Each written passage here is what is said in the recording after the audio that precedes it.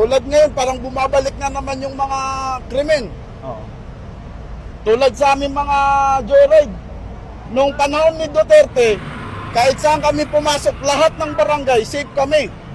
Wala kaming kinatatakutan Pero sa na panahon lugar. niya, Sa panahon ngayon, napakaraming hindi dapat puntahan, lalo na paggabi. Uuwi ka ng helmet lang. Baka mapatay ka pa. Oo. Dahil maraming loko na ngayon. So anong panawa? Pero nung panahon ni Presidente Duterte, kahit saan ka pumasok na barangay, safe na safe ka. Dahil laging may checkpoint. Oo. Ngayon wala. Anong Bihira na lang. sa panahon ni Marcos, anong ngayon?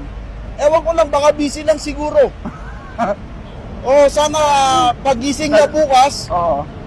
sabihin niya sa ating mga kapulisan na bantayan nyo naman yung mga mahihirap. Pag di na siya busy. Di ko lang alam. Kasi baka busy pa eh. Oo. Baka siguro pagka di na busy, umangat na tayo. Oo. Yun lang naman. Sir, masasabi babalikan ko. ko lang kay Vice